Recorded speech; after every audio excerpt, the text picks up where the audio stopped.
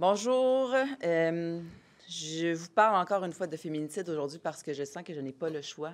On est rendu à 10 féminicides depuis le début de l'année, 5 dans le dernier mois seulement.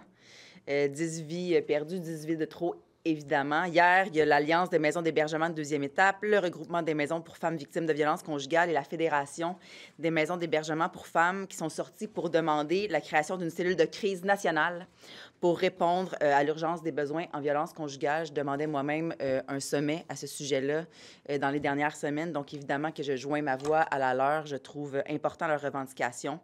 Et je demande au gouvernement d'agir rapidement et d'agir fortement parce qu'il est vraiment temps qu'on fasse quelque chose puis qu'on s'en saisisse très sérieusement. Merci, Catherine. Notez hier, pendant la période de questions, Paul Saint-Pierre Plamondon interpelle le premier ministre et lui parle de cette question d'une seule économie canadienne, là, ce que le gouvernement de Mark Carney est en train de bulldozer comme idée. Il lui a demandé, dites-vous la même chose quand vous êtes allé au Lovin à Saskatoon, puis ce qu'on dit ici à l'Assemblée nationale, est-ce que c'est la même chose? Nous, à l'Assemblée nationale, on a dit non. Il n'y a pas une seule économie. Il y a une économie spécifique au Québec. C'est d'ailleurs ce que prévoit la Constitution canadienne. Quand même le minimum qu'on respecte la Constitution canadienne. Et là, on dirait que vous êtes allé dire à Saskatoon que, ben non, c'est bon, ça, que le concept d'une seule économie. C'est ce que le premier ministre Mark Carney a dit.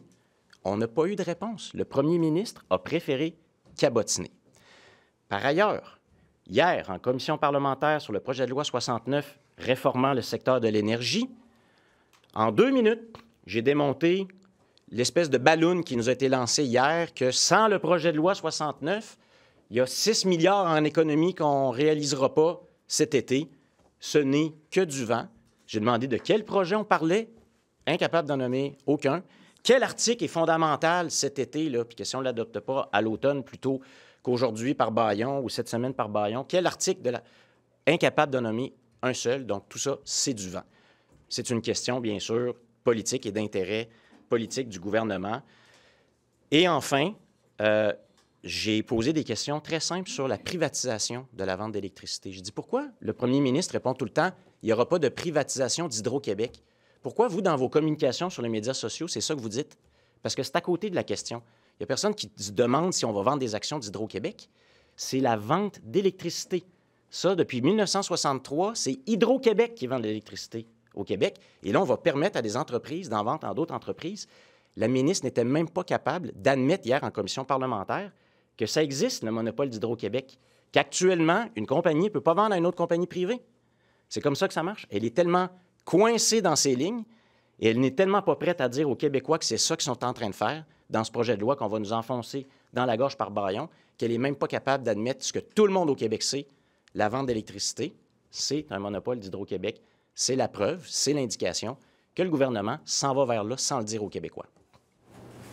Là-dessus, est-ce que vous êtes satisfait là, des réponses qui ont été données par le gouvernement hier là, pour ce qui est de leur réaction à l'ajout de nouveaux tarifs sur l'acier et l'aluminium? Est-ce que vous estimez qu'ils en font assez, qu'ils sont assez proactifs? Bien, on se souvient que la stratégie du gouvernement du Québec annoncée par notre premier ministre à Washington, c'est de dire on va tout mettre sur la table avec Donald Trump. On va les renégocier l'ensemble de nos accords et on va commencer par faire de grandes concessions dans le domaine de la foresterie, des métaux critiques et de l'aéronautique. Et ça, le premier ministre ne s'est toujours pas dédié là-dessus. C'est insensé, cette stratégie-là. Et la première chose à faire, c'est de garder notre calme, d'être là en support des entreprises visées et surtout de retenir ce qu'on dit depuis le début. On dit toujours la même chose. Tactique de négociation de Donald Trump. Les tarifs, jusqu'à maintenant, ont été imposés, enlevés, imposés, enlevés. Remarquez, les représentants de l'industrie, hier, disaient la même chose. Ils disaient, on attend de voir combien de temps ça va durer, est-ce que ça va durer, est-ce que c'est encore une fois une tactique de négociation. Donc, je remarque quand même que le premier ministre, le gouvernement, semble finalement avoir écouté ce que le Parti québécois dit depuis le mois de novembre. Attendons avant de se précipiter, gardons notre calme, mais je lui demande de rassurer tout le monde. Celui qui a généré le plus d'inquiétude, c'est François Legault. D'ailleurs, il n'a toujours pas renoncé à l'idée de la surtaxe Legault sur l'aluminium. N'oubliez pas, c'est l'idée qu'il a lancée On va faire tellement mal aux Américains qu'on va mettre nous-mêmes une autre taxe sur nos exportations d'aluminium.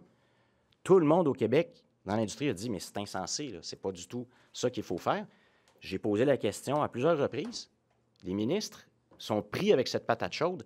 Qu'on rassure donc tout le monde, puis qu'on commence donc à faire la bonne chose là, avec ce sur quoi on a un contrôle ici. Vous avez pensé de ce que Jean-François Roberge a mentionné hier concernant l'immigration? Il a annoncé un peu ses couleurs avant le cahier de consultation officielle aujourd'hui, mais grosso modo, l'immigration permanente, ça descend jusqu'à 25 000 là, dans les 3 scénarios. Vous en avez pensé quoi, M. Paradis? Vous voulez parler de l'annonce de Jean-François Roberge qui est exactement sur les cibles du Parti québécois, celle qu'on met de l'avant depuis des années et qu'encore une fois, comme sur tellement d'autres sujets en immigration, après nous avoir insultés, après nous avoir ridiculisés, le gouvernement et la plupart des autres acteurs finissent par dire « c'était ça ».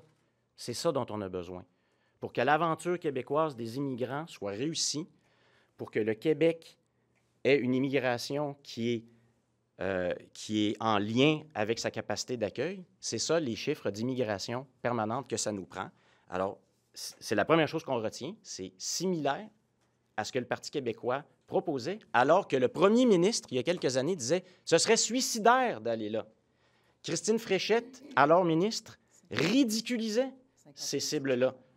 Puis là, on est allé là, à des chiffres, là, regardez ça, 2018, 51 000, 2019, 40 000, 2020, 25 000, 2021, 50 000, 2022, 68 000, 2023, 52 000, 2024, 59 000.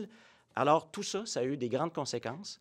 Le Québec dit tout le temps, c'est la faute du fédéral. Oui, le fédéral, avec ses politiques insensées, a une grande part de responsabilité, mais le Québec a une grande part de responsabilité. On salue le fait que Jean-François Roberge, enfin, voit la lumière, là, enfin, semble aligné. Bien, il faut vraiment que les gens le sachent. Parce que vous savez, le Parti québécois a subi plusieurs attaques, y compris de ce gouvernement. Christine Fréchette, à l'époque, ridiculisait ces idées-là à l'Assemblée nationale. Volez vos chiffres. Il faut faire la bonne chose pour le Québec. Il faut faire la bonne chose pour l'immigration et que le ministre Jean-François Roberge arrive aux mêmes conclusions que le Parti québécois dans son document qu'on a déposé l'année dernière, qui reprend les idées qu'on a mises de l'avant depuis des années, qui a été salué par tous les experts d'ailleurs, hein, d'accord ou pas d'accord sur le fond, c'est la qualité de l'analyse qui est basée sur des données. Parce que c'est ça que les chiffres démontrent. Paul Saint-Pierre Plamondon était ici avec vous avant-hier, montrait les chiffres.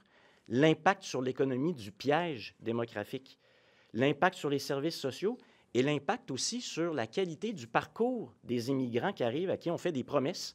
Puis finalement, on n'est pas capable de les tenir, pas capable d'avoir un taux de chômage équivalent parce que le taux de chômage des nouveaux arrivants grimpe beaucoup plus vite que ceux des Québécois de deuxième, troisième génération. De régionaliser les temporaires pour les régions hors Montréal, hors Laval, ça, qu'est-ce que vous en pensez? Est-ce que c'est votre idée aussi? Regardez le programme du Parti québécois déposé en octobre de l'année passée. On le dit, il faut agir aussi sur l'immigration temporaire. Bon, parce que là, il y a deux éléments. D'abord, on parle des cibles d'immigration permanente. C'est une partie de l'équation. L'autre partie de l'équation, c'est l'immigration temporaire, donc sur laquelle le gouvernement du Québec a de l'emprise. Et là, encore une fois, là aussi, il y a une dérive totale. Christine Fréchette nous a déjà dit que c'est impossible de fixer des cibles en immigration temporaire. Elle nous a déjà répondu ça au Salon Bleu, à l'époque où c'était au Salon Bleu. Pardon, votre lit est fait, là. C'est 25 000. Là. C'est ça le chiffre du Parti québécois. Bien, nous, jusqu'à maintenant, la cible, c'est 35 000 qu'on avait. Là, le gouvernement propose 25 000. Les chiffres, il faut toujours les reviser là, en vue de notre prochaine plateforme électorale. Mais vous voyez, là, les cibles sont dans les eaux que le Parti québécois indique depuis des années. Parce que les statistiques, parce que les chiffres le démontrent, ça, c'est que ça correspond à la capacité d'accueil, puis ça correspond à la capacité donc, de réussite du parcours de l'immigration. Et donc, oui, il y a l'immigration temporaire, il y a l'immigration permanente, puis il faut les atteindre ensuite, les cibles. C'est pas juste les fixer, il faut les atteindre. Parce que vous l'avez dit, là, votre cible, c'est 35 000. C'est pas exclu que ce soit révisé, mais 25 000, est-ce que c'est un peu trop drastique, à votre avis, ou c'est acceptable? Bien là, en tout cas, on arrive dans des eaux qui sont raisonnables et qui sont cadrées avec ce que le Parti québécois indique depuis des années, c'est-à-dire que pour que ça réussisse tant du côté de la personne qui fait le choix du Québec, des nouveaux arrivants, que du côté de la société québécoise, pour l'économie, pour la francisation, pour la survie du français, pour les services sociaux, pour tous les Québécois, y compris les nouveaux arrivants, pour que ça soit donc une équation gagnante pour les immigrants et pour la société québécoise. Là, on est dans les eaux que le Parti québécois indique depuis des années. Temporaire, il me semble que ce n'était pas exactement votre approche, mais là, le gouvernement qui semble vouloir centraliser ça à Montréal et Laval, en raison de la main-d'œuvre, de la pénurie là, dans certaines régions du Québec. Est-ce que vous trouvez qu'ils sont trop frileux sur l'immigration temporaire en voulant justement couper seulement dans les grands centres urbains? Bien, moi, je remarque que le gouvernement parle actuellement d'une stabilisation du nombre d'immigrants temporaires. Nous, on pense que là, il y en a 615 000 actuellement au Québec, et ça, c'est trop aussi. Il y a une dépendance de certains secteurs de l'économie aussi aux travailleurs étrangers temporaires. Nous, on pense qu'il faut beaucoup mieux cibler les besoins en immigration temporaire, notamment dans les régions, notamment dans certains secteurs clés, mais qu'il faut aussi trouver un moyen, et on a proposé plusieurs là, dans notre document sur l'immigration de l'automne dernier, pour faire en sorte, donc, d'avoir un système d'études des demandes, notamment pour les demandeurs d'asile, qui est préalable à l'arrivée, pour traiter plus rapidement, et que pour les travailleurs étrangers temporaires, bien sûr, aussi, on opte pour d'autres solutions. Nous, on a parlé d'investissement dans l'automatisation, la robotisation, d'investissement dans la formation de la main-d'œuvre. Donc, il faut aussi réduire notre dépendance à l'immigration temporaire. La région, donc, aussi, parce que là, le gouvernement ne va pas là-dedans. Là. Ce qui était clair, c'est qu'on est parti d'une situation avec le gouvernement de la CAQ où l'immigration temporaire, tu ne t'occupes pas de ça. C'est eux-mêmes qui nous disaient ça. Il faut s'en occuper, puis il faut avoir une politique qui est ciblée pour vraiment voir quels sont les besoins dans certaines régions, dans certains secteurs de l'économie. Même chose pour les étudiants étrangers. Donc, il y a une manière de régionaliser ça, mais surtout de faire en sorte qu'on a des cibles et qu'on les atteigne. Parce que le gouvernement de la CAQ continue à faire la même chose. Il nous dit quelque chose, puis il fait exactement le contraire. Est-ce que vous avez pensé hier de Mobilité Infra-Québec? Parce que là, on nous a dit ça va être un méga bureau de projet là, pour tout ce qu'il y a de projets de transport collectif, notamment au Québec. Là, on commence à poser des questions. On nous dit, bien, Tramway de Québec, c'est déjà CDPQ Infra qui s'en occupe, donc c'est pas dans sa cour. Gatineau, ils ont déjà leur bureau de projet, c'est pas dans la cour du MIC.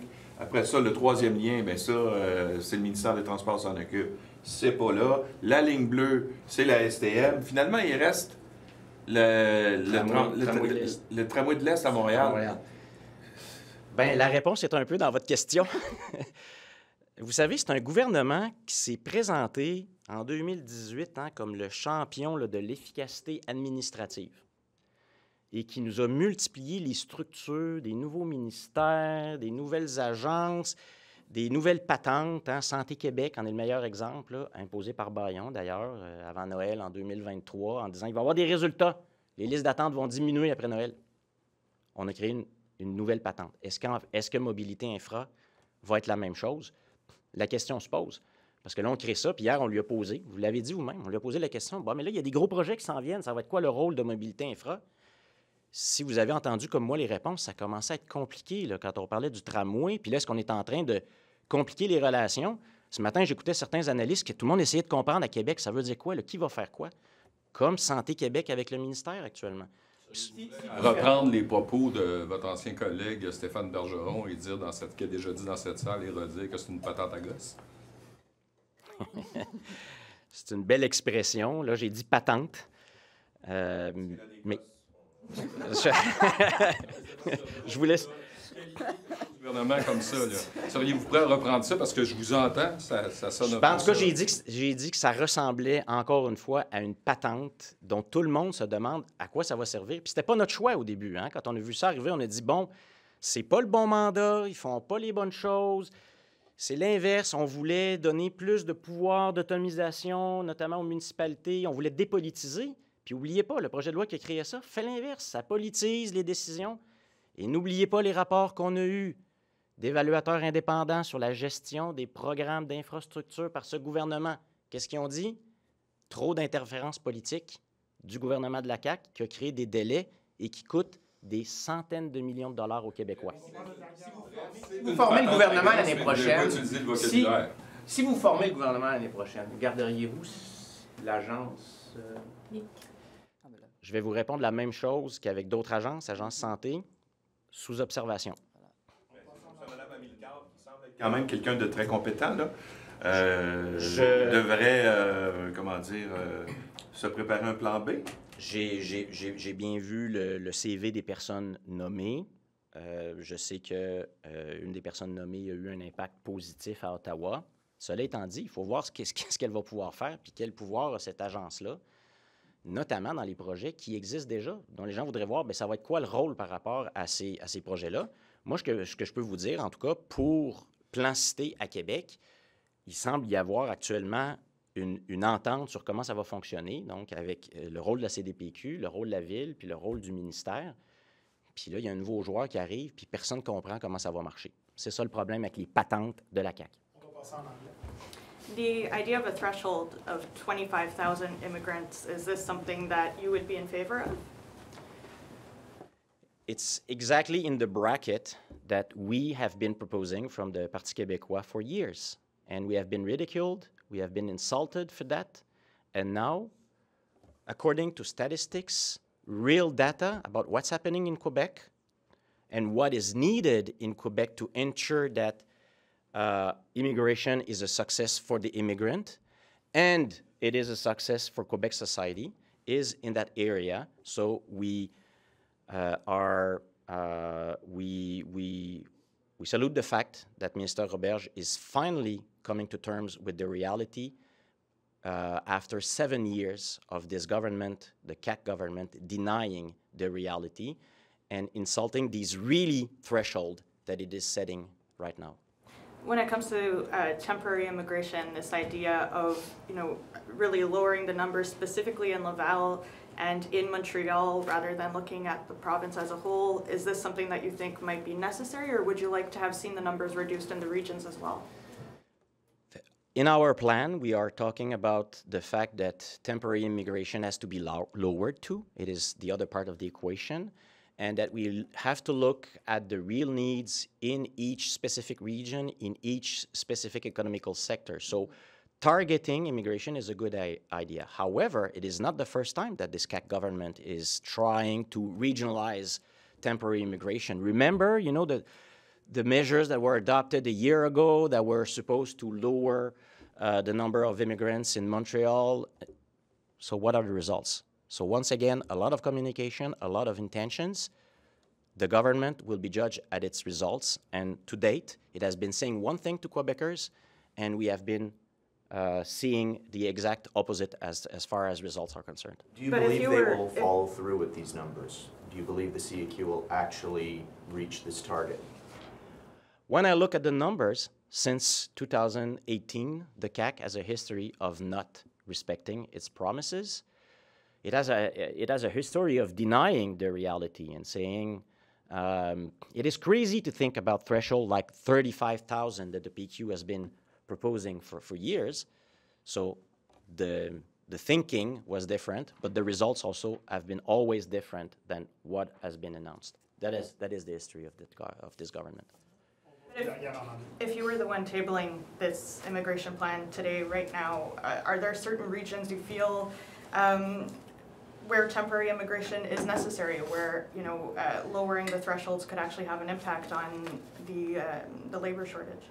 It is not a one-size-fits-all policy. It has to be targeted according to the region's needs, to the economical sector at hand, and look at our policy. It's 100 pages, it's 250 footnotes with data, studies, and what we've been saying for years and what we've been writing in this report is just what the government is realizing today should be Quebec's policy. So look at our document, you'll find what's needed for Quebec.